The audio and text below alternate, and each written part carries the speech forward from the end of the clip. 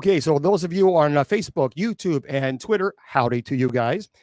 Now, for those of you who are on Spreaker, you can't see me, but I'm saying howdy to you guys. For those of you who are on TikTok, howdy to you guys. For those of you who are on Clapper, howdy to you guys. So now we're live. Now, by the way, we are going to start a new format in the next couple of weeks. I'm going to try it out and see what I think because, a lot of people are telling me about it. And so I'm thinking I'm going to try it and see how it goes. It's another format called Triller. A lot of people are using that. And so, we have to, again, we don't know if TikTok is going to, we just don't know. We have no idea what's going to happen in TikTok. Let me just say this. No matter what your thoughts are, for those of you who are on TikTok, this is what you need to do. I'm very frustrated that the politicians up in Washington think that they can speak for us when, in fact, they are working for us. I encourage each one of you to contact your representatives and tell them, look, you know what? Here's the deal.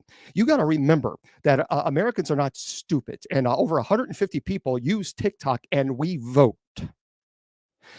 So if you like to keep your job, you might not want to ban TikTok. Just saying. But anyway, that's just something you can think about. That's something you can think. Well, hello there, Nessie, and hello to all you guys. Welcome. I appreciate all of you guys being here. I'm Bishop James Long with the United States Old Catholic Church. Let me just remind you, first of all, if you want to go to my website, very simple. Let's get that business taken care of, done, and over with. It is bishopjameslong.com. All right, bishopjameslong.com. I have not had a chance to look at my messenger, guys. I will. I promise you. But I've got to go. There are 800 messages on Messenger right now that I got to work through. But you can go to bishopjameslong.com. That's the website. And if you want to go to the church's website, is usocc.org. usocc.org. I really do try. I do the best I can. I am slammed with. I mean, when I tell you I'm slammed, I'm not joking. I am slammed with emails. So I got it down to 6,575 emails, and that's since yesterday.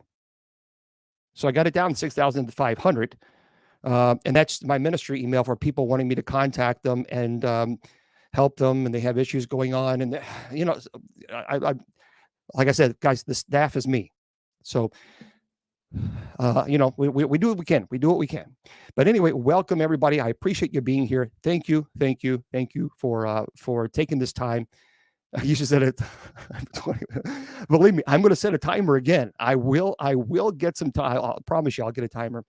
Yeah, the problem is I really can't get help right now, and the reason being, people have offered, but the problem is you got to be very careful with that, because people send me messages about some pretty very sensitive things, and so I am very careful with ensuring that the information that people provide me is not accidentally leaked out to someone who might, did you hear about this person?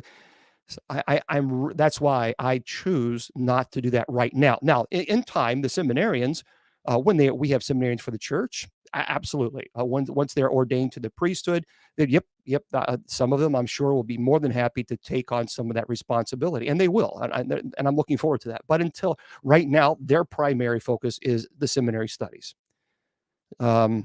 So because they are really loaded down with seminary work, and they're going to be even loaded down even more. Well, thank you very much there, April. Yeah. So welcome everybody. Welcome. By the way, I think I hear an entrance here. Miss Wilma. Okay, listen. It's a new introduction, Mr. I'm too sexy for this radio. Way too sexy for this radio. I'm sexy and I know it.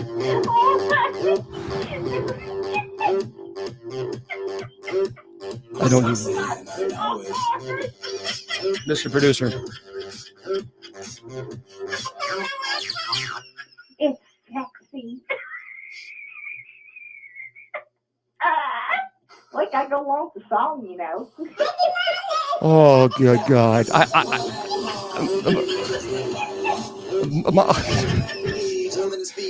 Your Speedo. Miss Wilma, don't come out in a Speedo, Miss Wilma. Do not come into the studio audience with a Speedo. Okay. I was the groove, man. Give me some beats. I'm sexy and I know it. Oh God. I'm sexy and I know it. Oh geez, I tell you what, man. Oh man. Yeah, yeah. Okay. So hello there, Miss Wilma. Hi, everybody. I'm not too sexy for the show. I can't believe that. It's been a long time I heard that. My goodness, you're coming in with your Speedo, huh? My word. I mean, we're talking. I cannot imagine the Speedo. I mean, can you imagine the Speedo, Miss Wilma? I mean, it. Hold on. Wait a minute. Wait a minute. I got to get the visual out of my mind.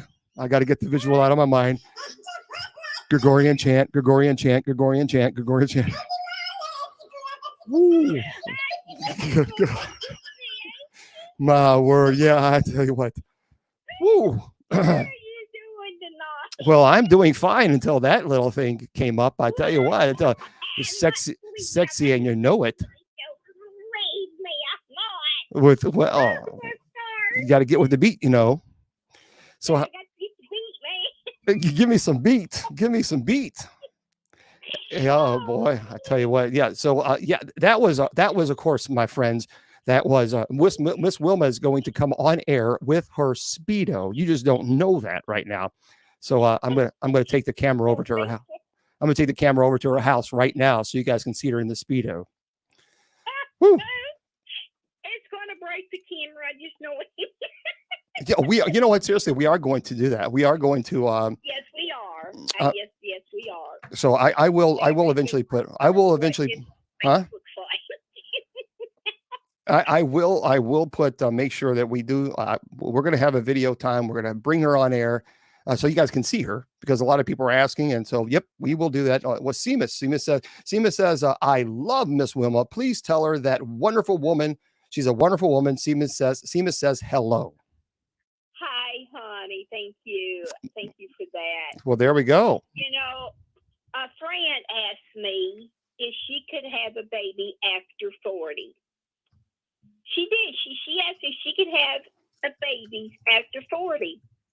I said, no, 40 babies are enough. No. I think your Speedos is way too tight. So I think you probably need some. I mean, I didn't know. No, I did not. No. I'm just saying. Did you hear about the mom who gave birth to her baby while she was in the sky? Oh, please tell us about it. Yes, she was skydiving. She had birth while she's skydiving. Yeah, I guess you can say the baby was airborne. No. The studio audience is already booing. That's it. That is it, Ms. Wilma. No. No, Alita, why are you crying? Why are you? People are.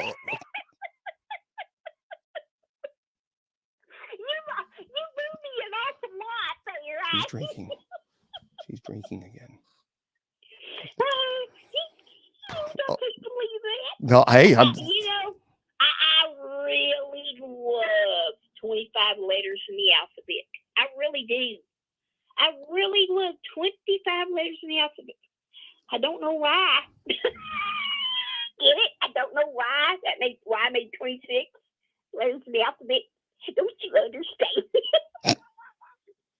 That's it. I'm done. Already, and we just started. Cheers. You know what? It's happy hour somewhere. Cheers. That's why I said I don't know why. See, I looked up the why. I appreciate you explaining the joke to us. Thank you very much for that.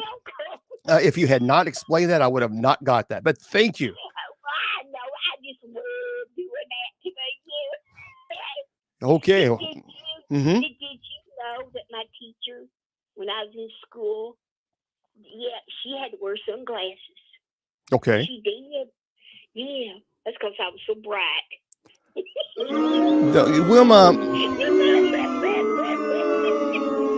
Well, let me tell you something.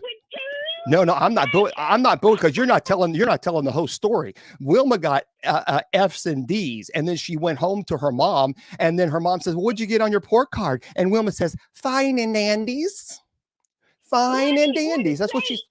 D's and F's. Well, but that's what you fine and She found dandies. out it was fine and dandy to her. Yeah, I wonder why. I wonder why yeah. I don't know. I was weak girl. I just made those fine and dandies to me. Well, you made a lot of fine and dandies, didn't you? Fine and dandies, my gosh. Yeah. Yes, I did. You know, Whew. I would tell you a cow joke. A cow joke. Oh, we love cow jokes. Yeah. What that? Wait a minute, everybody. Now that one definitely deserves that. That was one hell of a joke. I mean, that was one of the best jokes I've heard ever. God, I appreciate you letting. Woo. I was trying to think what it was in my brain. Folks, I'm telling you, and this is why. That's why we have right here. Hold on now. I'm too sexy for this radio. Way too sexy for this radio. Okay, so let's go ahead and let's keep on telling your little too sexy jokes. What? I can't believe I was getting ready to tell you the joke, and I thought, well, what was it? That was a bad joke. Yeah, That wasn't a joke. Let me try this one more time. oh, excuse me, ma'am. Do you think? Let me just say this. They must have named April Fool's Day in your honor. I mean, no question about that. Okay, I'll try it again. Okay. I would tell you a cow joke, Okay. but I don't want to butcher any of the jokes. Get it, butcher any of the jokes. No. Now they're really getting bad. Now they're really getting rough. Now they're really getting. I can't read my brain just laughed. Yeah. I'm sitting there getting irritated. What happened there? My brain it just froze. Woo. Wait a minute, what was the joke? Man, I tell you what, that's, but that's okay. At least you. That's why I was like, wait a minute, that wasn't a joke. Did you know cows has money? What? Cows has money. Okay, tell us about that. An udder a day and an udder a dollar. Okay, studio audience. No. You're you know what? You're causing the studio audience to boo so much they're getting laryngitis. They are booing me. I mean, Did you know that cowbells makes beautiful music?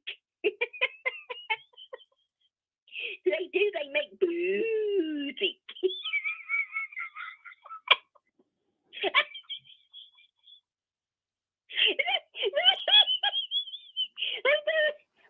The cowbells makes beautiful music. Move the cooler. Stay milk for the day. I tell you, I have. Make chocolate. It's just all white milk. I can't make it hot chocolate. Man, you're really struggling tonight. My goodness, what in the world? Did you know that garlic gets hot? Yeah, garlic gets hot. Okay. It has to take its clothes off. Clothes. Oh, no.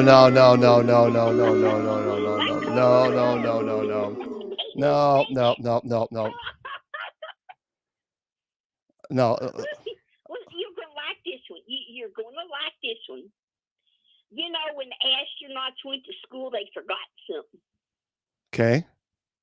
They forgot their lunch money. Okay. Well, this is getting really.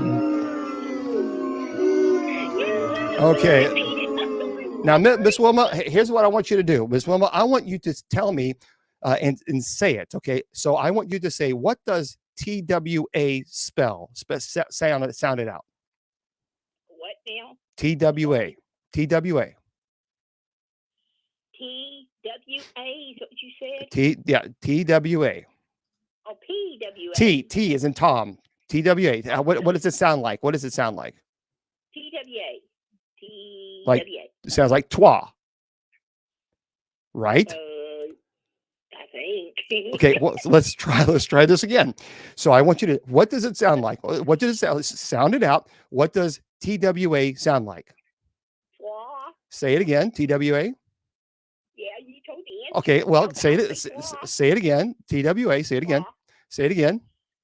Twa. Say it again. Twa. Now, what does TWE sound like? Twee. Twee. That's right. That's right. And say it again. TWE. Twee. Say it again. Twee. And TWI. Twa. Yeah, that's on twi or TWI. Say it again. Oh, TWI. Twa. Yeah, and say it again. TWI. Say it again. Twa.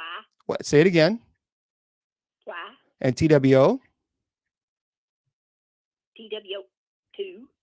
Woo, Miss Wilma's got that. Miss Wilma's got it. She's got that, everybody. Very good, Miss Wilma. What was that about? Some people say, TWO. TWO, TWO. Well, TWO's two, but two, I guess, could be two or two. Very. Oh, boy. Did you know a man? He got a new job as a tailor. He did. That was so. Okay. Bow. That's right. She did. Oh, that was not a good one. That was not a good one, Miss Wilma. That's terrible. Oh, I was just being booed all bad tonight. It is. I ain't doing nothing wrong. Yeah, well, I'm not trying to be, it's not my fault. It's the way the buttons work. Twoo. But I do want to get on a serious matter. Okay, let's talk serious.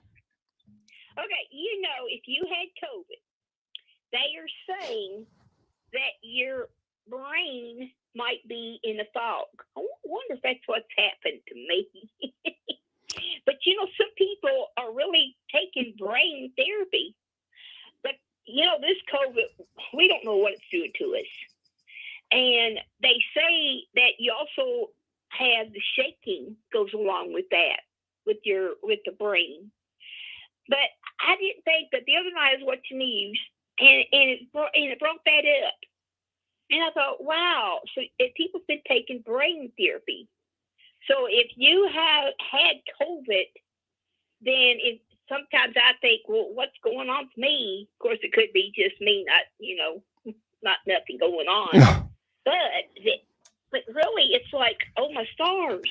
Well, there's a lot of people who have said that they do have their brain feels like that it is in a fog. After a lot of people are saying that. So you're not the only one. You're not the only one that has experienced that. Well, I heard you talking about the storms. I tell you what, I pray that every one of y'all are safe out there. Yeah, that's true. These storms is getting so bad. It used to be. Now, I'm 68. Not embarrassed to say it because that's me. Mm-hmm.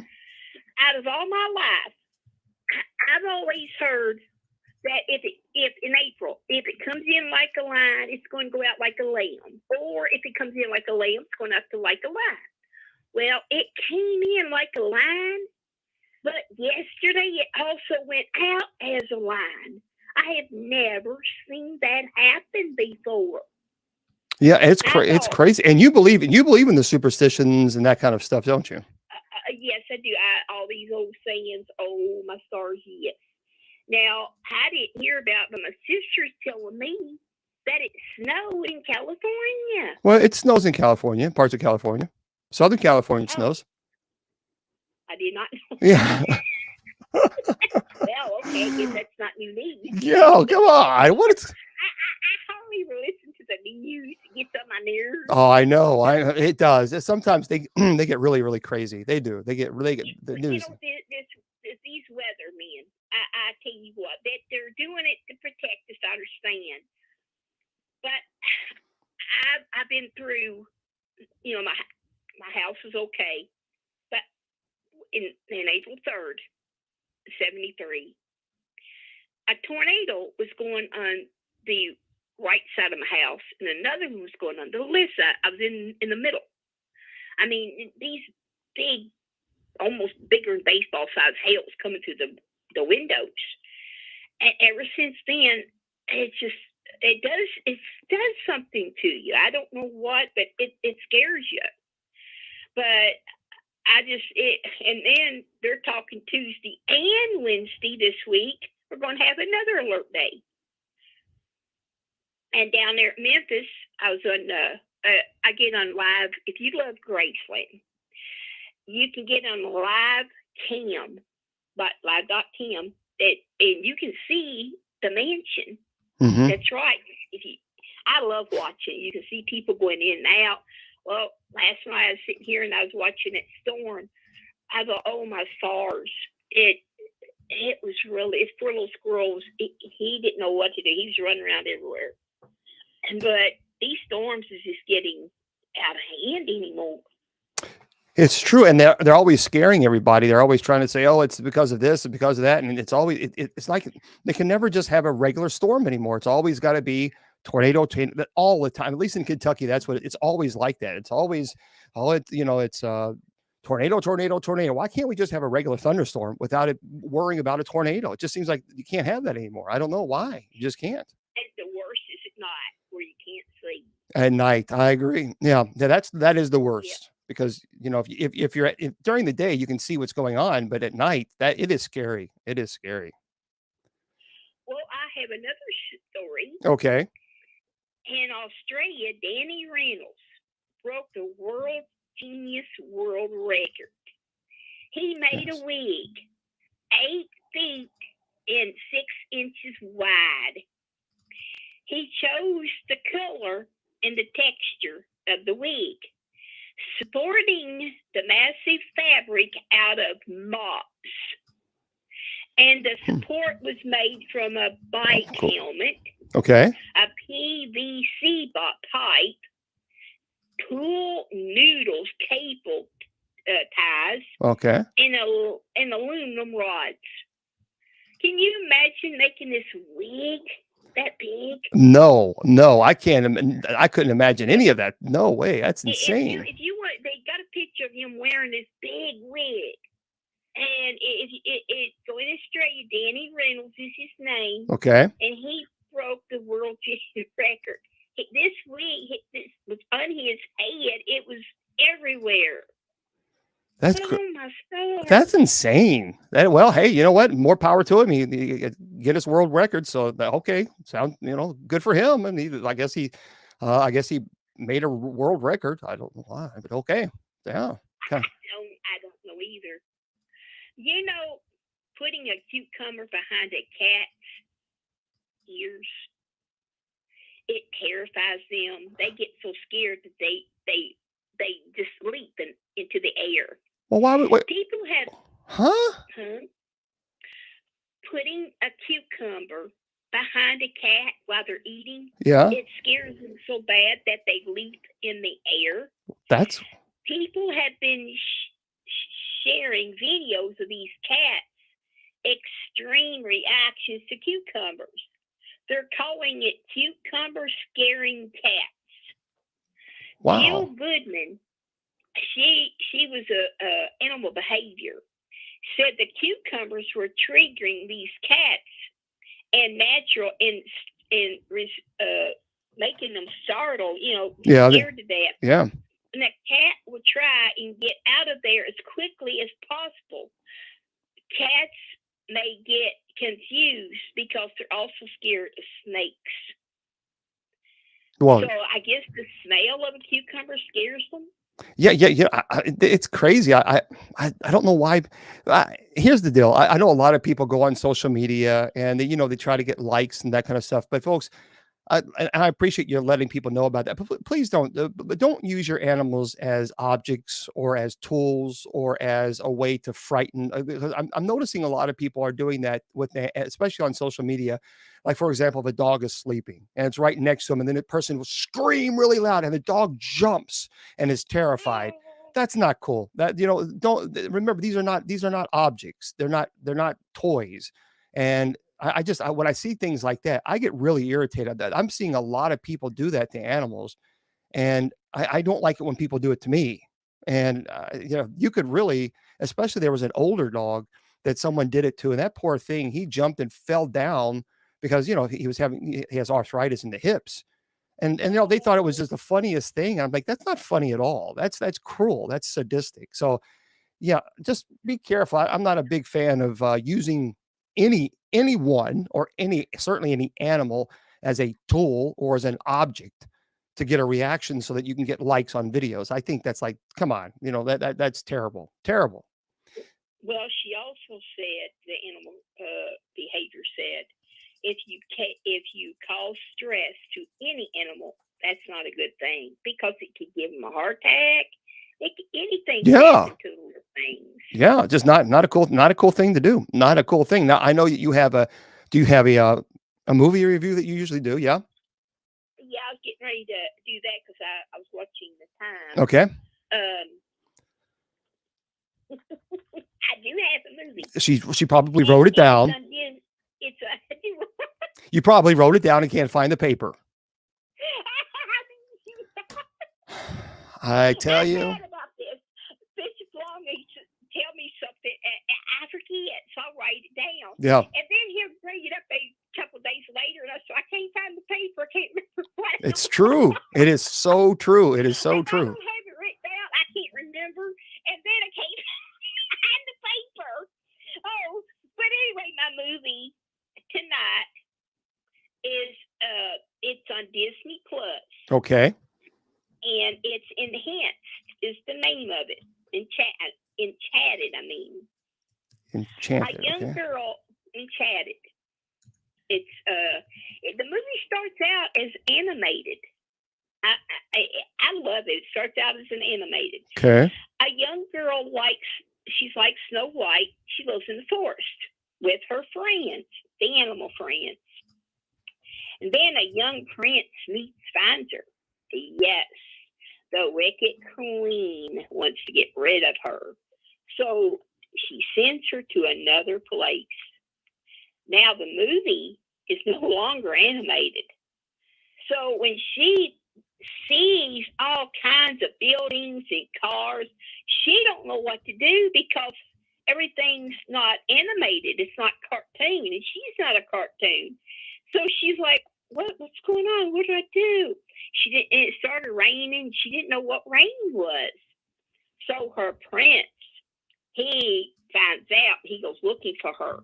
Now he's getting confused, seeing everything. So they both get in all kinds of trouble. Now, what the funniest thing is this movie is a little chipmunk. In the cartoon, he can talk. But when he goes into the real, the movie, he can't talk. But he is the cutest thing. And the movie's called Enchanted, right? Enchanted, 2007. Yes. Okay. Yep. And I don't want to give it away, but this is a funny movie. I love it. Like I say, sometimes I like animated movies. Yeah, sure. But but this starts out as animated, but then she goes into this other world, and it's like, wow, okay, I'm human, I'm real. It's so funny. But anyway, I'm going to jump off here because I know y'all want to get to your paranormal. And sorry, I almost forgot my joke. Yeah, I mean, hello. I'm sorry. With me, you never know what's. I mean, good morning. No, it's good night. Morning doesn't it? Oh boy. Oh, and let me just say, by the way, Miss Wilma, yeah, Miss Wilma, I am very, very disappointed in you. What happened? She gets real serious. No, because today every year, every single year, you try to get me with April Fools. Today is April Fool's Day. Well, call me after the show. I This- tell you what, I didn't get much sleep last night. Oh, I know. And I know. guess I wasn't thinking that. Yeah, that's true. I always try to get Bishop Long. Of course, it is very hard to get him, but if you want to, you can call me later. I'll call you. I'll call you. I'll tell you. I'll call you after the show, and then we'll say, "Oh, this is an April Fool's, isn't it?" Oh. Okay, we'll do that. Yeah, you're already knowing. Well, I hope everyone has a great night. I love all of you, and God bless. Oh, you too, Miss Wilma. I'll talk to you a little later. Okay. Okay, night, everyone. All right. Bye bye. Bye-bye. All right, everybody. Yeah, that was Miss Wilma. Yeah, for those of you who don't know, again, Miss Wilma is a dear family. I mean, I've known her for 25 years, and she, as I said a million times before, she has a pacemaker. She has multiple sclerosis. Her health is not good, but she tries to come on and make you laugh. And I think that really does say something special about somebody who's able to do that, even when they're not feeling good. They're just not feeling good. But yet when it's time to come on, she tries to tell jokes and make people laugh. I think that really says something special about her. And because a lot of people get so online, people can get so nasty and so mean and so hateful and so disrespectful and narcissistic. It's all about them. And yet, Miss Wilma comes on and just tries to put a smile on people's face. And I think that, in honest to God, I think in today's world, we need more of that. We absolutely, and I promise you, I will put her on. I will put her on the camera. So we're going to go over there, and I'm going to do it. And we're going to, so you can see her, because people are asking me, would love to see Miss Wilma on camera. And, so we'll do that. I promise you. She just wants to, she wants to get her hair cut and all this other stuff. She needs to get her hair did. And she just wants, and I understand that she wants to look, she's just Miss Wilma. What you see is what you get. And that's what I like about Wilma. She doesn't put on airs. What you see is what you get. And she's pretty cool. She's terrified of storms. Terrified. I mean, not scared. She's terrified of storms.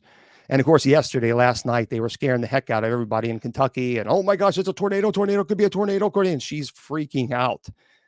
And so God love her, and you got to understand, she has multiple sclerosis. So because I pick her up and I'll take her to the church so we can go down in the basement. And it takes her a while, it takes time to get her out of her house and getting in the car and then getting to the church. And I think that scares her too.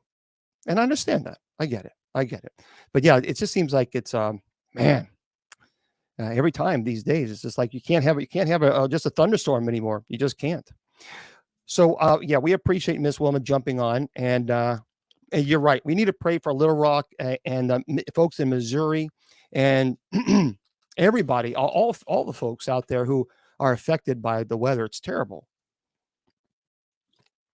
It is scary. Well, I've known her for 25 years. Excuse me. I consider Miss Wilma family. I don't believe blood necessarily makes you family. I have blood relatives that I have nothing to do with. They don't have nothing to do with me. They think I'm the something. I'm the Antichrist because I'm Catholic. The point is, I have blood relatives who I have nothing to do with them. They have nothing to do with me, and I don't consider them family. That's blood relation. There's a difference between being blood related and being family. Those are not. I don't consider those the same thing at all. At all. And Miss Wilma is family. Just like, for example, if you get married, you're not, well, unless you're in Kentucky where you go to family reunions to meet your future husbands and wife. I'm just saying. But otherwise, if you live in another state, listen, I'm from Kentucky. Don't send hate. Don't send hate email. But anyway, your partner, the person that you married, they're not blood related, but they're your family. And the same thing if you adopt a child. So that is a beautiful gift to do, to adopt a child who just wants some parents. They're not blood related, but they're a family. So I've never thought of, just because I'm blood related, that doesn't make me family to that person. Family are people that you choose. Family are people that you love, that they love you for all your strengths and all your weaknesses, and that they're not going to hold your weaknesses against you. And that when you are in the life, when you're struggling and the waves of life are coming over you and you're trying to get air, some people in this world, even blood relatives, blood related relatives, some blood relatives will throw you a concrete block. You're sinking in the ocean and you're trying to tread water. You're trying to get oxygen. And instead of throwing a lifesaver out, they'll throw you a brick. And then there are some people in life that will throw you a lifesaver. And there are some people in life that will jump right over the boat with you. So that's the thing. That's the big difference between just because you're blood related, that doesn't make you family.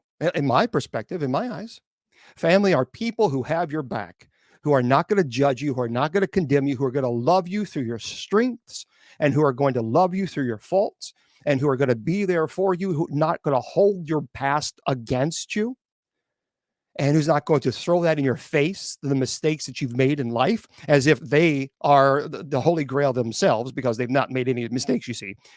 But, that's not family. A family is a person who says, you know what? If you're struggling, I'm struggling. If you're in pain, I'm in pain. If you're happy, I'm happy. And that's family. And so I think, and Miss Wilma's always been like this. She's, if I'm sad, she's sad. If I'm hurting, she's hurting. If I'm happy, she's happy. And that's Miss Wilma. And so what you see is what you get, as genuine as can be. So, but there you go. It truly is. It's, Jesus didn't mention anything about, you're right, about homosexuality in the Bible. So here's the deal. Let me just make this very clear, because people always ask me, what about the LGBT community? And let me just make this clear. I'm a celibate man. I don't have to be celibate. In our church community, we can choose to be in a relationship, or we can be celibate. I'm celibate. I have no desire, none, to judge anybody. Anybody. If people, if you're a female, if you're divorced, if you're LGBT, if you're someone who has been ostracized from a church community, someone who's gotten a tattoo, and then of course, these church communities are going to condemn you to the fiery pits of hell because you have a tattoo on, but they don't know why. It was written in scripture about the tattoo, by the way, which is really interesting, because they like to judge people who have tattoos, but they don't quite understand that that's a part of the holiness code, which is obsolete. And by the way, the whole point of tattoos, if anybody tells you and they want to sit on let's have church for just a second, and then we'll open it up and we'll talk about a few things that I've prepared for you, just for fun. There are people that like to condemn Christians or just condemn people because they have a tattoo. However, those individuals don't realize that is a part of the holiness code. The holiness code is 613 laws in which we are no longer obligated to follow the holiness code because it is obsolete. Because we are now under the new covenant, which is to love your neighbor, shut your mouth, stop judging, and love your neighbor, and to love your God with all your heart, soul, mind, and body.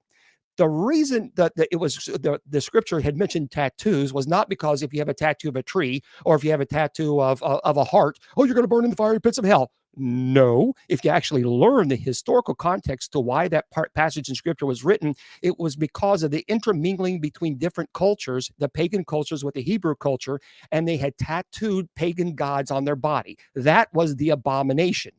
But if people don't want to preach that because they don't want to learn it, and that's the problem. They like to judge and condemn and throw all these stones at people. Well, instead of throwing stones, why don't you open the book and actually learn the Bible and learn why it was written? So then you won't actually use the Bible as a hate tool, because let me give you a little bit of a hint. If you're using the Bible as a hate tool, you're reading it wrong. You're reading it wrong. And that's That's the way it goes. That's the way it is. I don't have a tattoo because I'd probably pass out. But anyway, I'll play football. I play football with 400-pound behemoth. I mean, we were clashing helmets. I'll play football all day long. But when it comes to a needle, nope, I'm out of there. Goodbye. See you later. So anyway, that's why. So all these people who like to judge and condemn, just, you know what? Just relax. Relax with the judgment, relax with the condemnation. Just live your life, be loving, be kind, show compassion. It's not that hard, but I guess for some people, there's a big difference between the spirit of love and the spirit of hate. And people don't quite understand those two are not the same spirits. And I'll tell you this, the more you hate and the more you judge and the more you condemn, the secret of life is this: your life will be a bed of roses. Now, some of you say, well, I don't understand that. The people who troll, the people who come on and try to make other people's life miserable, the people who come up and try to throw all kinds of stones at people and judge and condemn people, their life, smooth sailing. That's because the devil's not worried about them. That's because the devil's already realized they've already won. And those people who judge and condemn don't realize the devil's already whipped their butt. The devil's already beaten them. So the devil is not intimidated by those people. But the more you show love and compassion to people, the more you embrace people, the more you actually encourage people and give words of love and encouragement and compassion, you're going to tick the devil off. You're going to tick, and you're going to get the devil's attention, because that's the last thing the devil wants you to do. So my strong advice to you is continue to tick the devil off. Because you're going to have those obstacles. The devil's going to make you mad. The devil's going to throw all kinds of things on you. And you just say, you know what? Is that all you got? Is that all you have? Because you're dirty, rotten, low-life, egg-sucking dog. You're not going to make me start hating people. You're not going to start making me judge people or condemning people. I ain't doing it. So you keep showing your love and compassion to as many people as you possibly can. Don't worry about what other people are doing in their lives. You worry about sharing the love of Christ with other people and be at peace with that. You're going to have obstacles in your life because you'll have to pick up your cross. And Jesus said you have to pick up your cross and carry it after. You have to do it. You have to walk in his footsteps. And if you're going to walk in his footsteps, the devil's going to make sure that you got lots of obstacles in your life. So the more love and compassion you show to people, then the more you draw closer to God. The more hatred that you show people, then the further away that you get from God. And the devil's no longer intimidated by you. The devil's going to say, oh, good, I got this one. This is easy. That was an easy one. And that, my friends, is a secret of life. The secret of life is to be compassionate, show love. You know, when people who are happy in life, they don't troll. The people who are happy in life, they don't go around saying hurtful, hateful things to people. The people who are happy in life have this light about them, this joy, this happiness, this content. I mean, they're just content, this inner peace. And their spirit, your spirit, if you're one of those people that tries to stay positive, tries to help people, to show compassion, to show love to other people, your spirit irritates those people's demons. And they're going to lash out. And that's not a reflection on you. And let me just say this also. There's a lot of people who tell me this. Well, I don't believe God's ever going to forgive me for the things that I've done. I'm a dirty, rotten scoundrel. I've done terrible things. That God will never forgive me. I'm going to tell you something that is the devil talking to you. That is the devil trying to make you, because the devil's going to throw all kinds of things at you. The devil, that's a negative self-talk. The devil's that little dirty dog is in here trying to tell you, oh, the devil's not going to like you. God's not going to like you. He'll never forgive you. That is the devil talk. If Saul, St. Paul, who persecuted Christians, can be one of the most revered saints in the Christian church, then you should not consider yourself any less of a saint. You got to keep showing that compassion to people.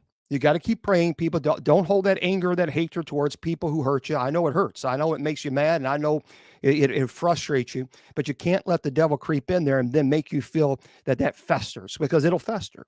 It'll fester like poison inside of you, and then it'll steal your happiness and steal your joy. And so when people hurt you and they say bad things about you and they do bad things, the temptation sometimes is very, very easy to fall into that temptation of wanting to hurt in the back. You can't do that. You cannot do that. And the way you defeat that type of evil is letting it go. Because once you let that go, there's a weight that's released off your shoulders. And that's not saying that you're giving that person permission to do it again. That's not what it means. It means you're saying, I am not going to allow this hatred that is festering inside my soul weigh my soul down like chains. I'm going to release that weight. I'm going to give it over to God, and God will take care of it. God will take care of that. You don't need to worry about it anymore. You got to let that go. You got to let that anger and frustration go. And I know a lot of people, I know a lot of you right now who are watching this show right now. I know a lot of you. A lot of you have said and have been hurt. And okay, let me just, like this person here who just really vulgar, very, very, very, let me just block this, remove and block this person. Boy, the devil is working overtime tonight. My goodness gracious. This is a prime example. Yep. So this is a prime example right here about how, when I just said this right now, that the spirit, your spirit of joy irritates people's demons, and almost like that, people immediately went on Clapper and started saying the most vulgar, vile things, the most vulgar and vile comments. You just proved my point. And I'm not going to allow you to define me as a person, but I will pray for you, because the day that you meet God, you'll have to explain yourself. And I don't think God's going to be laughing. So there we go. Yeah, it's happening to a lot of people. A lot of people are being attacked. A lot of people are being attacked by just nasty, nasty comments and things of this nature. But you can't meet hate with hate. You just can't. Yeah, that is the whole point of forgiveness, to remove that cancer from your body, to remove that frustration, that hatred, that anger, because it's very easy when you have that resentment in your heart that you want to get even, you want retribution, and you want that person to pay. You want that person to feel the same pain about the pain that you've experienced. Then the devil creeps in and says, "Oh, this is how you can do it too." Devil whispers in your ear, "Oh, you want that person to pay because they hurt you. This is how you can do it. Just curse them. That's all you got to do. Just curse them." And before you know it, now you're making a pact with the devil. You see, that's how that dirty dog works. It'll creep in. You cannot allow the demonic to manipulate you. You cannot. Now, we all know that. Now, anger, even Jesus was angry. Jesus experienced anger. So you can be angry. Absolutely. If someone did you wrong, you can be angry, and you have a right to be angry. But you don't want that to let fester into your soul, to where now that anger turns into resentment, and then that anger turns into, I'm getting retribution. That's where it gets different. Okay. Because I know a lot of you are hurting right now. I know a lot of you have had, rough lives. Some of you have been, your childhood may not have been the best. And there's no reason, there's no excuse for it. There's no excuse. But you just, when you give it over to God and you become at peace with that, you allow yourself to no longer be overwhelmed with that type of animosity, there is a freedom. There is a freedom that comes with forgiveness. And it allows you to move forward. It allows you to move on and be at peace. So there we go. All right.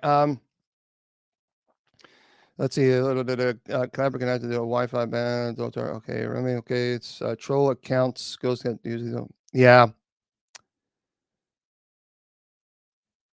yeah. I'm. And that's the thing. Look. People have come on social media and they've made some of the most vulgar comments about children and pedophilia and things of this nature. But does that bother me when people say, "Oh, Bishop Long is on air, you got to hide the kids"? Does it bother me? No, because I realize that that's not a reflection of who I am. That's a reflection of that person's inner struggle in life. I recognize that that person has such inner turmoil, spiritual turmoil, that they would say something so mean and so hateful. I actually, instead of being hateful and angry towards that person, I pity that person because I can't imagine what must be going through someone's mind that they would say something so vile. And so for me, I pray for them. There we go. Okay. Well, hello, everybody. I appreciate you guys being here. Thank you very much, everybody. I went off a little tangent there, but I know a lot of you are struggling right now with that. So, well, Blurple Dragon is asking about the Euphrates River drying up. Look, folks. So I've talked about this before, and that's okay. I appreciate the question. Uh, I read an article I think it's a Science Journal article that I read because I'm a nerd and I like science and I like space. And anyway, the director of environmental studies, I think in Jerusalem, I think that's the official title, had actually made a statement that the Euphrates River is not dried up. Now, the Euphrates River is drying up, but it is not dried up. And there's a lot of people on social media everywhere saying, "Oh, the Euphrates River is drying up. That's it. It's all dried up, and now that's it. It's the end of the world." Well, that's not true. Now, they do expect at this rate that if it continues, that probably by 2045, it's what the director says that it probably will be dried up. So that gives you an idea. But as far as it being dried up now, no, it's simply not. So anyway, I just wanted to pass that on. Okay. Oh, well, thank you very much, my father's daughter. That's very kind of you. Well, before we do make people moderators, I like to get to know people on Clapper or on social media. My sister Shannon Long 30 there is on TikTok, and she pretty much helps the kind of organize all the moderators there. So we have to be, and I appreciate that. So maybe as we continue to get to know one another, and I know that you're, as I don't know you, and so maybe we can kind of move forward. But I do appreciate that offer. Thank you for that. You're very welcome there, Blurple. Oh, that's very sweet of you. That's very nice of you. Bishop is the coolest. I found God again because of him. Now, I tell you what, that's honest to God, that is one of the nicest. There's no greater compliment that someone can give you. None. The greatest compliment that someone can give you, and I've said this for many years, is that you've helped them grow closer to God. There is no greater compliment they can give you. And I truly mean that. I truly mean that. So thank you very much. Yeah, I've said that for almost, I think 20 years when I went to, well, anyway, but it is. It's a sweet thing when someone tells you, one person, if they ever tell you you've helped them grow closer to God, there is no greater compliment. Truly, none. Yeah. So Clapper is an alternative to TikTok. There's also I'm going to be I'm on Triller. I'm going to be starting that not this Friday, but I'll be starting it probably next Friday. Triller. I've been doing some searching because unfortunately they're talking about banning TikTok, which I don't agree with. I just don't. And because of this, TikTok, any social media can be used for abusive reasons, but it's also I have found that there's a lot of great people on TikTok. Really, there are some amazing little communities that people are building, and I tell you what, it breaks my heart knowing that our government officials up there are just like, oh well, that's the way it goes. I think there's got to be a better solution than just outright ban. I just think that's not the solution, because it's going to affect a lot of people, and the communities that you guys have built and we've built. It's just sad. It's just sad. But anyway, oh well, thank you very much there, Blurp. I appreciate that. Yeah, and it's true. It is true. I think this is all about money. And I think this is about other social media apps that feel threatened with TikTok because they cannot get the algorithms that TikTok have. And it's affecting their budgeting, their advertising, because there's so many people using TikTok. And so we'll see. We'll see. Let's just knock on fake, whatever this is, wood. And hopefully maybe they can come to some type of agreement. But all I got to say is, government officials, if you ban TikTok, over 150 million Americans use it, don't cry and don't whine when you're voted out of office. There we go. So remember, we are the ones that hire the politicians. Yeah, I see the comments. How to hide the kids. I see those comments. But again, that's I think to myself, that actually breaks my heart, knowing that someone on a Saturday night goes to a clergy's TikTok and makes such a vulgar statement like that. I'm thinking, my God, the demons that you're struggling with, that person is struggling with, that the internal struggle, I can't imagine. Can't imagine. Okay. Would you like to go dual live, brother? Well, I would love to, but here's the problem, my friend. I run the show right now on 3 different computers, because Clapper and TikTok does not connect to StreamYard. So I'm running this computer here for Facebook, YouTube, Twitter, and Spreaker. And then I use this little old iPad here for my TikTok folks. And then I use this old iPad over here for my Clapper folks. So unfortunately, if I bring you on, no one else will be able to hear except for the people on Clapper. So, okay. All right, it is busy. It is busy. Very, very busy. I know. It's frustrating. Now, by the way, I'm going to present something to you, because I saw this, and this is true. This is absolutely 1,000,000% true. And I wanted to talk to you guys about this and get your thoughts on this particular article that I watched, or I'm sorry, that I read. This is from Paul Bond in Newsweek. And this is what he says. Paul is saying Satan is getting hot as hell in American pop culture. Already, that's the tagline, and he is right. So I quote, "I am your nightmare," a possessed child tells Russell Crowe, and my nightmare is France winning the World Cup. The actor fires back in April 14th release, The Pope's Exorcist, opening the same day as Nefarious, a movie about a psychiatrist who must determine whether a man on death row who claims to be possessed by the devil is mentally fit to be executed. That should be a very interesting movie, by the way. In November 2021, a Pew Research reported that 62% of American adults believe in hell, up from 58% in 2014. The pop culture appears to be taking full advantage of the curiosity that surrounds hell and its inhabitants. Now, the devil is front and center in movies, TV shows, podcasts, even children's books. There are Satan after-school clubs, while the proliferating Satanist groups have their own political divisions. There's the Exorcist Files, in which Father Carlos Martins recreates exorcisms on the podcast, routinely tops the list of the most popular in the spirituality categories.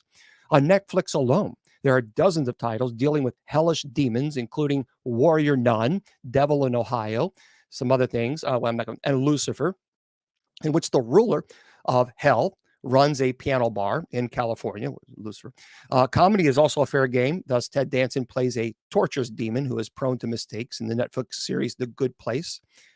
And it goes on and saying, but here's the deal. Satanism, there's no more. The days of, I can't bring you guys on. I'm sorry, I can't bring you guys on. I just said, I'm sorry, I can't. I would love to bring you on TikTok, but I can't, because I just said the people on Facebook, YouTube, Twitter, and Clapper won't be able to hear you. I'll stay a little bit later afterwards on TikTok. So if you guys want to join us on TikTok after when we're finished here, I'll stay on TikTok for just a little bit longer if you guys want to chat with me one-on-one. But right now, I can't bring you on. But it used to be where Satanism was quiet. It was on the back burner. It was kind of one of those things that were hidden. Now it's not. It's blatant right in your face. I mean, and that's to me, and here's what I don't like. What I really don't like is redefining Satanism. Do not. Now, I'm not making judgments on the individuals. Do not fall into the trap of this redefining Satanism as well. We don't really worship Satan, Lucifer. We try to better ourselves. All that, you know what? No. As I've said a million times, you can put makeup on a pig, it's still a pig. You can call it a cow all day long. You can call it a dog, it's still a pig. There's a lot of redefining Satanism in our culture today. And even in the music, my goodness gracious. I mean, in the Grammys, that moron who had that unholy song. I mean, it's no longer, it's right in your face. And even to the point where we're seeing so many of our of celebrities, boast about making a pact with the devil. Here's the deal. I don't understand why these people think in such short-term fashion. Why they are not thinking long-term. If we're lucky, 60, maybe 70, 80 years, that's how long we're here on this planet. But we have a life after this. And if you spend your entire life worshiping Satan, then on your deathbed, do not be surprised when you hear the flap of its wings. And that is why, by the way, Anton LaVey, the founder of the Church of Satan, his last words is, "Oh my, what have I done? This is something terribly wrong. What have I done? What have I done?" Well, I mean, you're meeting the God that you've worshipped. And now you get to see your God. So we don't know. We do not know the day or hour of when we're called home. Folks, this could be right now. And this is not morbid, but this is true. This could be my last presentation. We don't know. I suffer from chronic cluster migraines from playing football. I could have a major stroke, and that'll be it. That'll be it. But the thing with me is I don't fear death. I don't fear it at all because of my faith in Christ. And when that time happens, I'm ready because I know what happens afterwards. So I have no reason to fear now. None. And this is a prime example also. When I began talking about Christ, I noticed that on other social media outlets that besides TikTok, the moment I began talking about Christ is the moment I see the numbers go down. The moment I speak about demons, the numbers go up. Let that sink in for just a moment. That's a problem. Okay. All right. Let's see. What is this here? No, we're going to go do this one.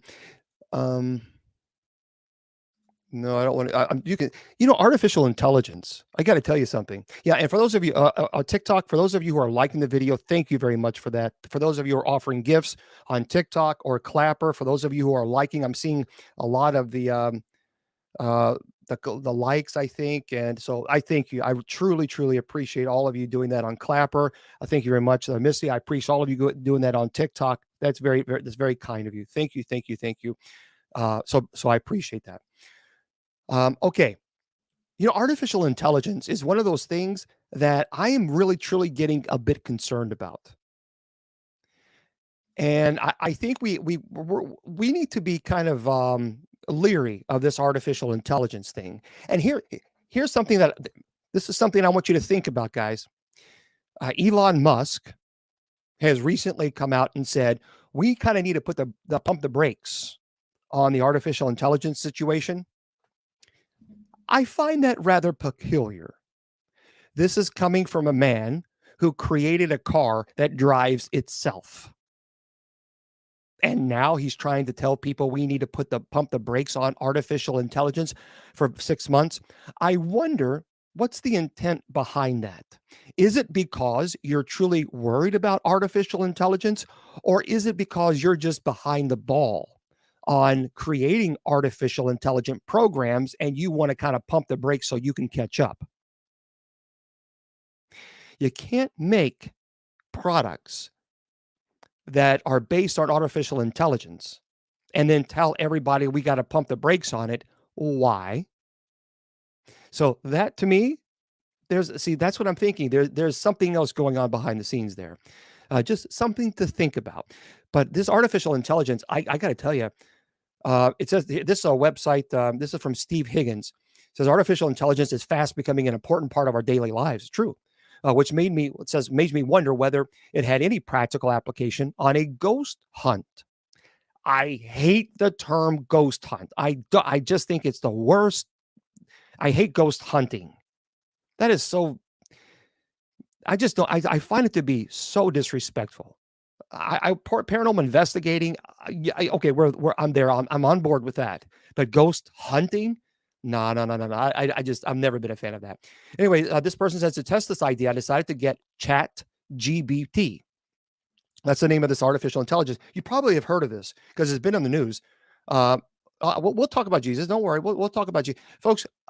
Look, Sundays and Wednesdays, I have Bible study. I've been doing that for years. I've been teaching Bible study since 2003 online. So I've been doing it now on TikTok for quite some time, on Facebook, YouTube, and Twitter. So on Sundays and Wednesdays, I teach Bible study. And I've been teaching Revelation. I've been teaching the books of the Bible. I teach this Sunday. So I invite you to please join us. We've been here for quite some time now. We're here every Sunday, every Wednesday, 8 p.m. Eastern Standard Time, where I talk about the readings. I break it down verse by verse, and I explain everything. Good. That's wonderful, Blair. That's wonderful.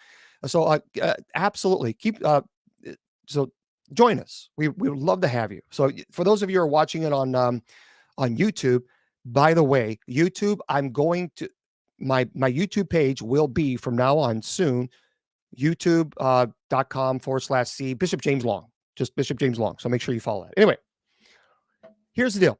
This artificial intelligence. So this person decided to download the ChatGPT, as in Paul T. I'm going to have to get this. I just want to see what this is all about. It's the leading AI chat bot to analyze a recent paranormal investigation I attended and assess the activity that we observed. Well, anyway, the first was to give ChatGPT the raw data of our ghost hunt. And this involved taking the audio recording of a 30-minute visual and using some AI transcription software to turn the audio recording into words. The next step was a little more time consuming. He says, I worked through the transcript and took out the irrelevant chatter, formatted it consistently to show each question or instruction asked by one of the investigators and whether that question generated a response. In total, the investigators called out 57 times. Okay. If you're interested, you can see all the raw data in the tab. So they say it says, let's based on the let me see the transcript here. Based on the response to the transcript, it is difficult to determine any concrete information about the spirit the ghost hunters believe they had contact. However, some patterns or hints can be observed. The spirit seemed to communicate more through knocks than other means. This is what the ChatGPT is saying. There were instances when the ghost hunting gadgets lit up, or the cat ball was activated. A cat ball is really cool. It's a little round ball, and you turn it on, and cats play with it. They hit it, and it lights on. It turns the light on. And what happens is that people will use this, and they'll put it on the ground. And if it starts lighting up, all of a sudden, something pushed it. Now it could be wind, it could be other things, but in terms of gender, the spirit appeared to indicate that it was female. When asked to tap once for female and twice for male, there was one knock. However, that was later contradicted when 3 knocks were heard in response to the same question. Now, let me just say something here about this. many, many years ago, when I was on Ghost Adventures and Zach came to the church, he had the 3 scratches on his back. And that's when I told him that that could be a sign of the demonic because it's a mocking of the Trinity. Which I didn't understand. I had read books, I mean, for years within the paranormal community, and no one ever mentioned that. And I'm thinking, why are people not talking about the 3 marks? I don't understand. And I kept reading and reading material, and it's like there's nothing out there. So that's why I told him. That's why you need to understand that's a mocking of the Trinity. And immediately everyone after that, then because it was Ghost Adventures, the Bobby Mackey's was a big show because it was new at that time. And everybody then contacted me and said, "Oh, I have 3 marks, and now it's a demonic." No, not all the time. In his case, it was because there were other issues going on with Zach besides the 3 scratches. So therefore, it was very easy for me to determine, yep, based on the evidence presented to me, there's no question that you had contact with the demonic, and he did. So you had, not just because you hear knockings in 3, don't immediately, it's a demon. But let me just say this, and I've said this before, and I love the paranormal community, and I have a lot of friends in the paranormal community. Folks, if you investigate, if you use any type of equipment, or just by your mere presence, if you're going out to a location that's known to be haunted, you need to understand that is a form of invitation. Because you are putting yourself in that position where you know that there is some form of haunting, and you going out to seek that, you need to know you have the intent is there to communicate, to find out what's there. And the problem is you don't know who you're communicating with. So when you do paranormal investigation, you have to be very careful. That's why, but paranormal investigators, I don't like this. I don't like people who are Christians and then they're attacking paranormal investigators. That's not fair. That is not fair.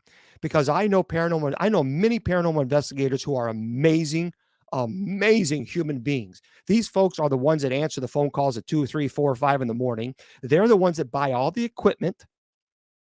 And this equipment is not cheap. Paranormal equipment is very expensive, but they buy it out of their own pocket. They don't charge these homeowners not a dime. They charge them nothing. They go to these homeowners. They try to debunk what's going on. They investigate. They try to help these homeowners. That's a ministry. The clergy, we have to have that because I can't go to every single case. I can't go to every single state.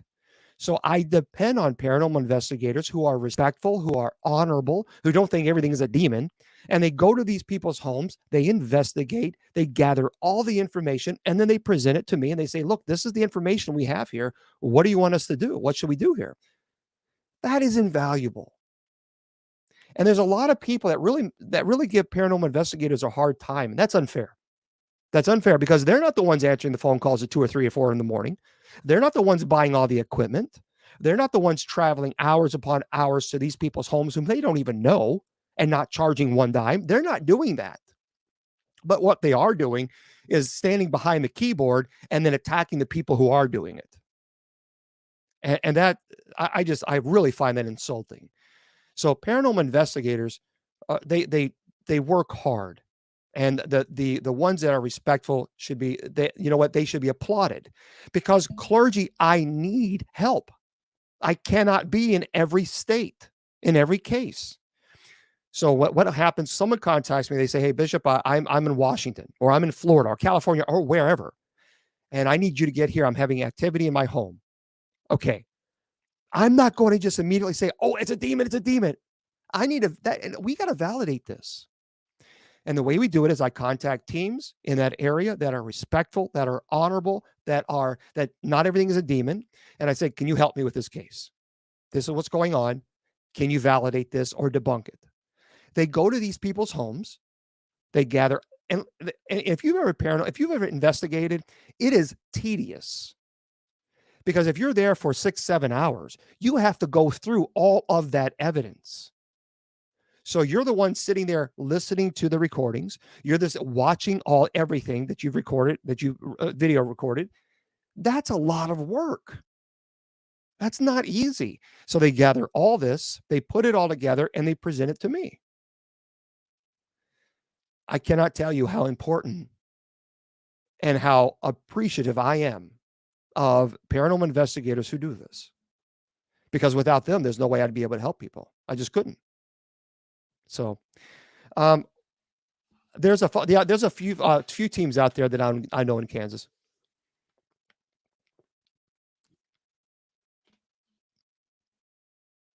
Yeah. Is there anything we can do as a preventive measure from being demonically possessed? Absolutely, 1,000,000%. Do never, ever put yourself in a position where you're trying to make intent or speak to a spirit in which you have no idea who you're speaking to. Folks, here's the deal. People who go out and they investigate, or even in your own home, don't investigate your own home. I've said this for years. And people say, well, I don't like that. That's a terrible advice. No, it is not, because you have an emotional a connection and you have an emotional investment. And if it is demonic, that demonic can easily manipulate your emotions during that time. That's why you need to take a step back, find a team that's respectful, that's honorable, that's not going to sensationalize your situation and put it all over YouTube so they can get likes and make a buck off your suffering, and actually find people to help, because try to debunk it. You don't need to worry about demonic possession unless you give the invitation. There's people who are thinking that possession happens all the time. I've done this for over 20 years now. And I just showed you, I have almost 7,000 emails. I have performed 30 exorcisms. 30. Now, on people who were truly possessed, without question. It is rare, but it does happen. But there are people out there who think possession's happening every 5 seconds, and that's just simply not the case. It's not true. So, yeah, you went to a haunted graveyard as a teen, apparition appeared. Yeah, and it is, you gotta be very careful, because a lot of people don't like the paranormal shows. A lot of people don't like them, and I get it. I understand people's perception as to why they don't like the shows, but at the same time, I think paranormal shows is a double-edged sword there. I can understand why some people would think, well, the paranormal shows entice people to go out and want to go out and investigate, and they really get themselves in some big trouble. I get that argument. But at the same token, I've been in the paranormal. The first time I investigated was 35 years ago. I've been actively involved in the paranormal for over 2 decades. And I will tell you, it was very difficult for people to contact me and say, look, I have a demonic issue in my home, because they felt like they were going to be judged or condemned or made fun of, or thought, immediately thought, well, you're crazy, you're insane. But the shows also let people know that they're not alone, that there are people just like them who are going through this. And that gives people the courage then to speak out and seek help. So I can see both arguments there, because I have seen that. It really is. I've seen that before many times, where in the beginning, well, thank you there, Cosmo. In the beginning, people were less willing to talk about those issues. And when the shows came out, then people were more prone to talk, and that's fine. And I think that's important. And thank you again for the likes there on Clapper. Thank you. It's too much for you to handle. It is. It was a lot, but I can't. I've learned a long time ago that when I was 420 pounds. Yep, I was 420 pounds. When I did Exorcism Live at the Exorcist House in St. Louis with Chip Coffey, I was 420 pounds in 2015. The problem was I was running myself into the ground, because I was trying to take on every single case, and I was traveling constant, nonstop. And it got to a point where it was affecting me. It was breaking me down. It was terrible. And so I got finally to a place that I can only do so much. And that's okay. That's okay. As long as I'm trying to help one person at a time. But I was taking on 8 to 10 cases at a time. That's too much. And we're talking heavy cases where people were truly demonically oppressed and going through, I mean, they were living some tough scenario situations. And I was literally, I was killing myself. So I had to take a step back and say, okay, you know what? I've got to be able to learn that I have to also make sure that my health is okay, because it got out of control.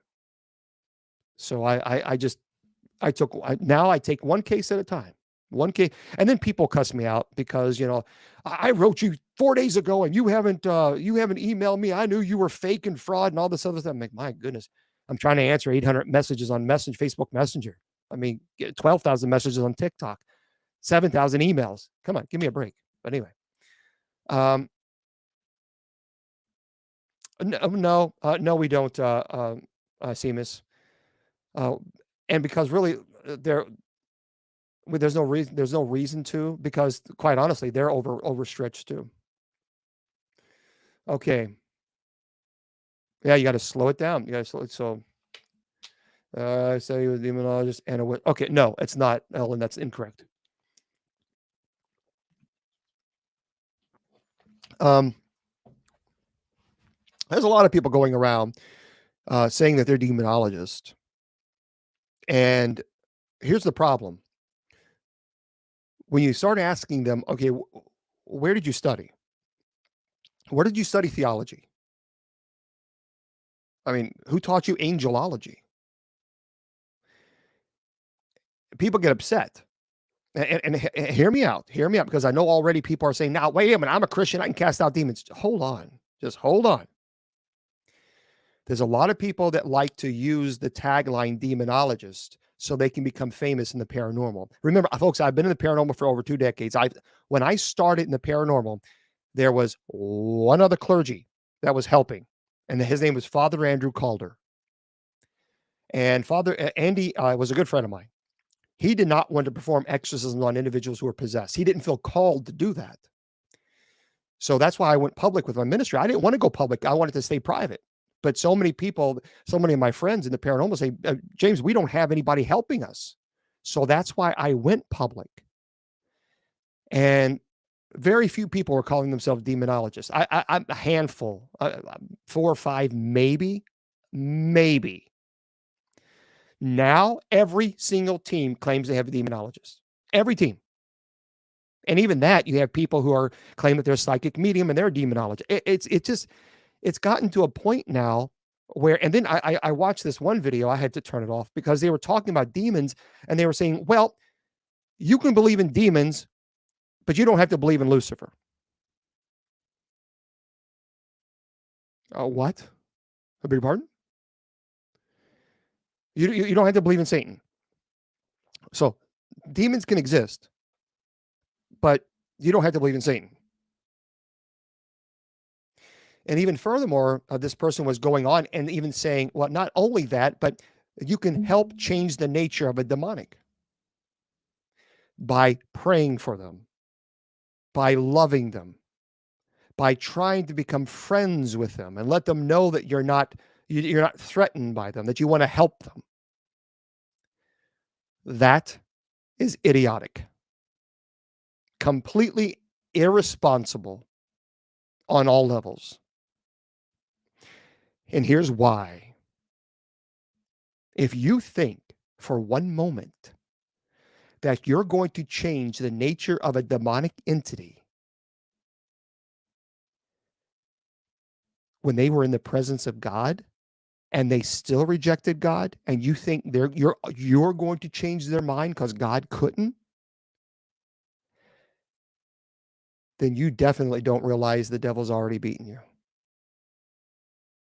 And that is the God's honest truth. There's this belief that you can have demons as friends now. That this all comes with the Solomon. This all comes with this, because there's this belief. For those of you who have no idea what I'm talking about, the Lesser Key of Solomon, that you can summon these demons. I had a case, by the way. I had a case where this individual poor thing. I mean, she was a teenager, and people were picking on her. She was in high school, and they were really mean to her. And she went online and she read about the Lesser Key of Solomon. And the alleged story, excuse me, is that Solomon had these sigils, and that these sigils had a ring, which, by the way, I have this ring. I have a ring that they sell online. And so they sell these the Lesser Key of Solomon sigils, and so you can summon each demonic entity has their own sigil. And so what she did is she took a Ouija board out and she went online and she found a sigil for a seraphim, very high-ranking demonic entity that she was invoking, so that this demonic entity would cause retribution, because she was really picked on. But she had read online and through YouTube videos, to be honest, and people were saying, "Oh, it's yes, the Lesser Key of Solomon. You can do this. You can use these sigils, and you can ask these demonic entities to help, and that kind of stuff, and that they will do your bidding."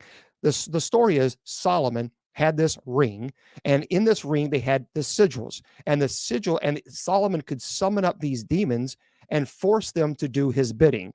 Basically, what he did is he had a lot of wives and concubines, and they were pagans, and they introduced paganism into the culture. So what they did is Solomon allegedly summoned these demons, forced them to build the temples to all these pagan gods, in which later Solomon realized the mistake that he made. But what she did, she summoned a demonic entity that was a seraphim, and very powerful, and all hell broke loose in her home. I mean, we're taught that she became possessed. This was a possession case. But that she read online that you can do this. And somebody went online on this. That's why I'm saying so irresponsible when people go online on social media and they start teaching about demonology and they have no training at all. None. It's very irresponsible, because there are people who are like this young girl and who are very angry, who are very vulnerable. And then they watch these things and they think, oh, there's no threat to it, because they made a great video, a very convincing video, that it's okay as long as you have this sigil would protect you from this demon. And that's what they said. And so she was convinced that that's how you did it. And so she invoked this demonic name, and things happened to the people that who harmed her. And she saw that it was working. And then it became very aggressive. And then the demonic that she summoned said, okay, now I did your bidding. Now you're going to do mine. And she did. And it was a pretty terrible case. That was a terrible case. But that's what I'm talking about. People who do this, it is incredibly irresponsible, because there's a lot of vulnerable people who are watching these things on social media, and then they're influenced by this. And then they do things in which these people are creating these videos that are false information. And yeah, it was terrible. It was terrible. So, and you're right. You pay homage. You're making a pact with the devil. I mean, this is it, and that's ultimately it was terrible what she did. But again, she watched this, and that's what happened.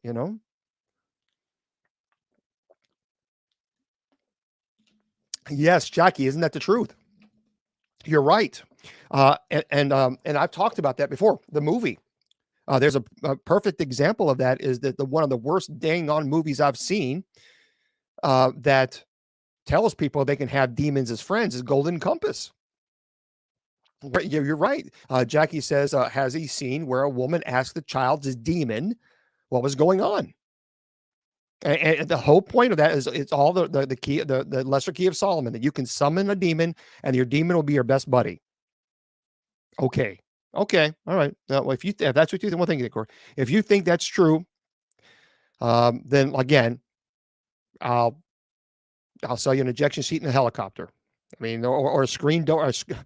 I'll sell you a submarine with a screen door. How about that? I'm telling you, it's a false information, but people are doing that. And you got to understand, you need to understand something. That is an evil spirit that is influencing that individual to go online to spread this purposeful misinformation so that other people fall into that trap. These people who make these videos, who say that you can summon demons and the demons will do your bidding, they are being influenced by the demonic themselves. And because they're causing so much havoc in people's lives. And it's terrible. Oh, yeah. Guardian angels, no question. Yeah, guardian angels are real. Absolutely. No doubt about it. Okay. Are we, am I modding somebody, Miss Shannon? Oh, this person online, stop spreading lies. So you're telling me that I'm spreading a lie because you summoned a demon and that's bad? Son, you don't even know the devil's already whipped your butt. You don't even know. You don't even realize it, do you? You're a play toy for the demonic entity, my friend, and you don't realize. And I'll pray for you. I will pray for you. Okay. Oh, yeah, you're very welcome. Very welcome. Well, yeah, we believe. Yes, that's a great question. We believe when I talk about we, I'm talking about people who are trained in theology, that there are rankings of demonic entities, the same as there are the ranking of angels. Remember, angels are fallen angels. So let me just explain it to you. The highest, Lucifer. And by the way, Lucifer, Satan, and the devil are the same thing. No matter what anybody tells you, folks, I'm telling you, as God is my witness, there are a lot of people out there telling you that, oh no, Lucifer is not Satan and the devil. Folks, that's a lie. That is a lie. Don't fall into that trap into believing that. And we'll talk about that in a minute. I don't have no problem with that. But when you're talking about the ranking of angels, thank you again for the gifts. There are technically a lot of theologians and exorcists, demonologists. They understand that the three rankings. And by the way, a demonologist is not the same thing as an exorcist. Please understand that, folks. A demonologist is an individual who has primary research. That means an individual who's actually worked demonic cases and not watched YouTube videos, who have actually worked true demonic cases and not just because something, a bang in the wall, oh my gosh, it's a demon, no, whatever. These are individuals who have primary research in the field and who help clergy in dealing with demonic infestation cases and maybe sometimes, if the clergy wishes, possession cases. Now, can a demonologist pray if there's a demonic infestation? Absolutely. No doubt about it. Can a demonologist pray over an individual who may be oppressed by a demonic entity? Absolutely. Yes. We all pray for one another. No doubt about that. Yes, we can. And we should. But you got to be careful. You have to be careful because when someone has a demonic attachment, you don't know what stage they are in. So remember, the demonic is attacking the intellect and will of the person. That's demonic oppression, demonic obsession. If that person has been attacked repeatedly and the process has been long and they are beaten down to the point where they can no longer fight, and then you begin to pray over them, you need to understand something very carefully. Depending where they are under that stage of oppression, you could cause that person to go into transient possession. And then you're in trouble. So you need to understand that. Because if the intellect and will of the person is very close to being eradicated and you begin praying a prayer of deliverance and you don't know where that person is in the stage, because even in the stage of oppression, there are stages within that stage. And you need to know where that person is. So if they're in the beginning stages of oppression, their intellect and will is still strong. The moment you begin to pray, that's provocation. The demonic is going to attack back.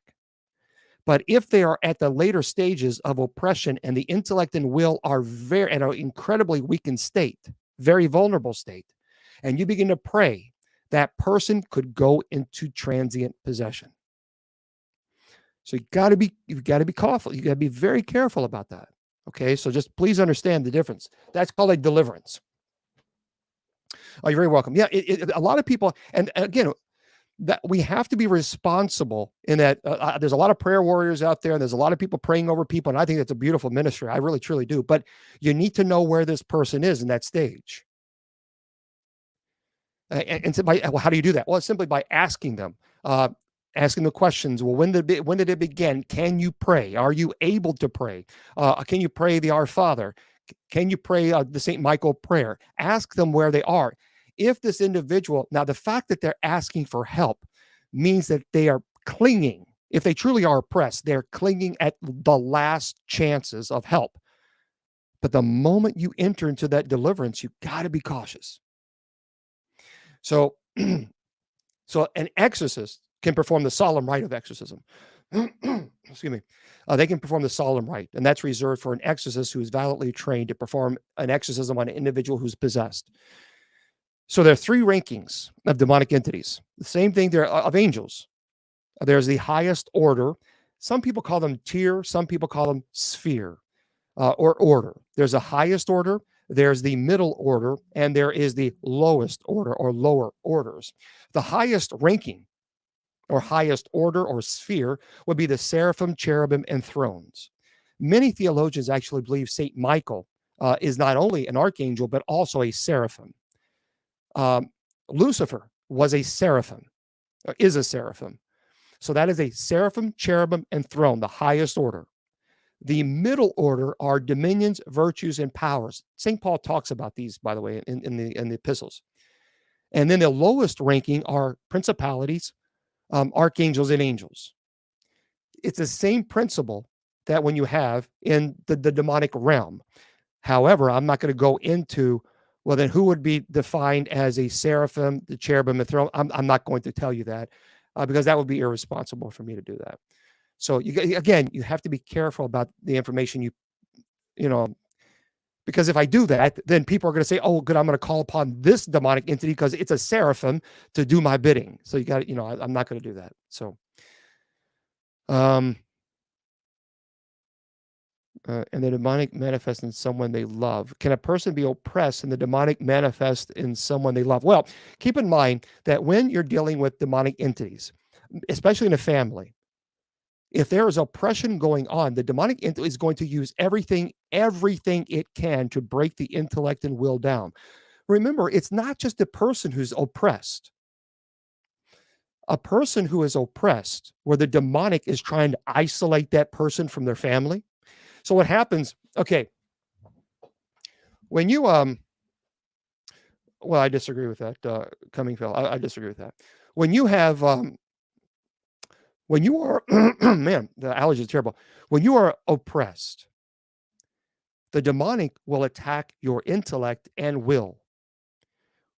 How it attacks your intellect is it tries to isolate you from the very people that's trying to help you, that's trying to pray over you, that's trying to get you out of that oppression. It's going to try to isolate, tell you that they will not love you. They'll throw you in the mental hospital. You can lose your family. You can lose your friends. You can lose your children. It begins to interact with you. It mimics schizophrenia. They will tell you that, especially, they will tell you that if you have clergy coming over, that the clergy is going to hurt you. They're going to harm you. They're going to kill you. It's isolating you from the very, very people who need to help you. And before you know it, now you're completely isolated. It is breaking down the intellect of the individual. The will, that's when it begins to physically assault you, biting, scratching, pinching you, etc. You got to remember, though, and I always tell people this, the person who's being oppressed and being attacked by the demonic, that's not the only person that's being oppressed. If you live with a family and your family is watching their loved one deteriorate in front of them, I have had so many families tell me it is one of the most helpless feelings that they have because they feel like they can't do anything and they are being attacked. They are being oppressed as well. And because it affects the whole family. That's why ongoing therapy is necessary for not only the person who was possessed, but also the family members who felt completely helpless. during the stage of oppression. So yeah, oppression is a serious stage. You have to be very careful. Yeah, Lisa. Yeah, Lisa said I was oppressed and no one wanted to be around me. Yep. I mean, and there could be there's a many ways that the demonic can isolate you from your family. Number one, telling you your family's not going to love you, they're not going to support you, they're not going to help you. But also, it could, if you struggle with anger or impatience, then the demonic is going to ramp that up a little bit. And now you're lashing out at everybody. Everybody. The very people who are trying to help you are cussing them out, which is completely, totally opposite of what you would ever do to somebody. And so your actions, not because you're meaning to do it, but because through ordinary demonic activity, the demonic is amplifying that. And people are saying, you know what, this person's too negative. I'm done. I'm finished. But when that happens, you've got to get the help because you have to put the work in. And it's not easy. Fighting oppression is not easy. But let me make this perfectly clear. The idea that you think you are completely helpless when a demonic entity is attacking you should never enter your mind. And when it does, you need to know that is the demonic. Because the demonic is trying to convince you that there's nothing can help you. Nothing can help you. Oh, yes, there is something. The moment you begin to bow your head, and the moment you begin to call upon Yeshua and Elohim, and you call upon the name and the power name of God and the Holy Spirit and the prayer warriors and Saint Michael, that is when the demons realize you ain't playing. And you need to realize that at that moment, you've got to call upon a source far greater than you and a source far greater than any demonic entity, any demon. And you have to remember that. Okay.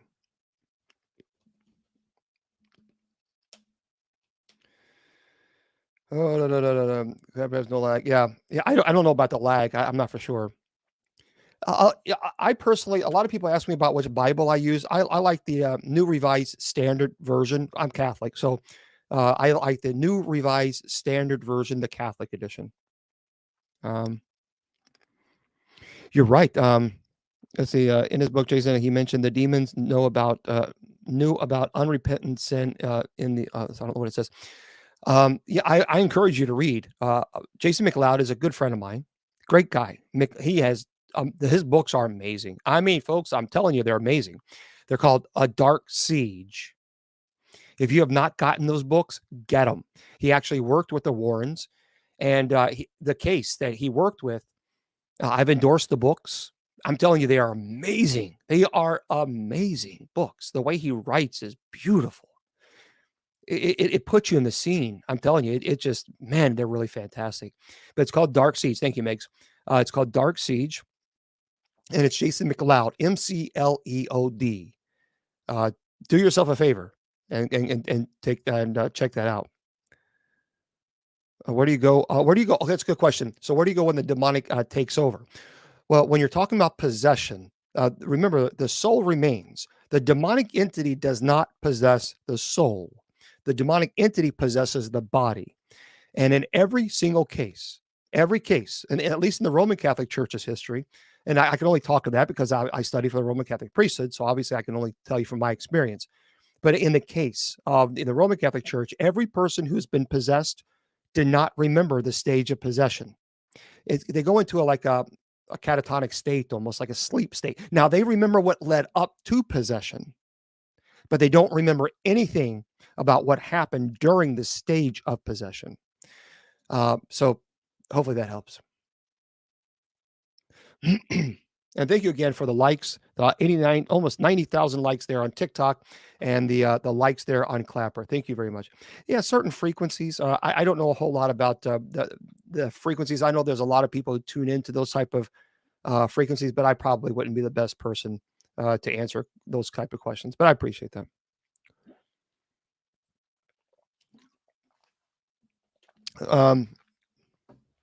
So for those of you, hold on, for those of you on Spreaker, I'm going to say goodnight to you guys. TikTok, I'm not leaving, so just hang tight with me for a minute because I have been on since 8 o'clock and it's now going on 10. I have to get up at 4 in the morning.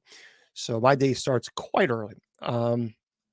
Tomorrow night, I'm going to remind everybody, tomorrow night, we're going to have Bible study. And tomorrow is of course Palm Sunday.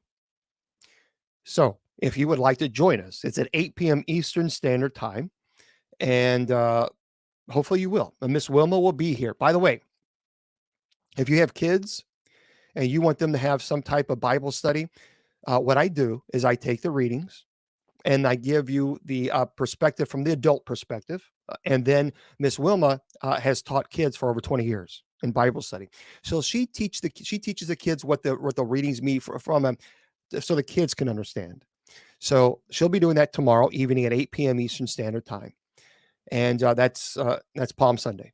Okay. So hopefully you can join us. So for Clapper, I truly appreciate you guys being here, but I'm going to sign you guys off and come on over to TikTok if you want. And I will see you guys hopefully tomorrow night at 8 p.m. All right. Bye-bye, everybody. Okay. So Clapper is signing off there. Okay. Let me just check here. I got to sign everything off here. All right. I'm going to, of course, tell you always, and hopefully you'll always remember this as I tell you every time. Folks, is it Wednesday night Bible study posted in your YouTube? I don't know because the YouTube was having problems. So I don't think it was because there were some issues with the streaming. It was terrible because we had storms on Wednesday. So I don't think so. I think there were some problems with it. But anyway, we'll be here tomorrow at 8 p.m. And that will be streaming, and you'll be able to watch it later if you miss it. So Facebook, YouTube, and TikTok, I always tell you that your value does not decrease based on someone's inability or refusal to see your worth. Remember, you're priceless, and never let anybody convince you otherwise. So Facebook, YouTube, and Twitter, God bless, and I'll see you tomorrow night for Palm Sunday for Bible study at 8 p.m. Eastern Standard Time.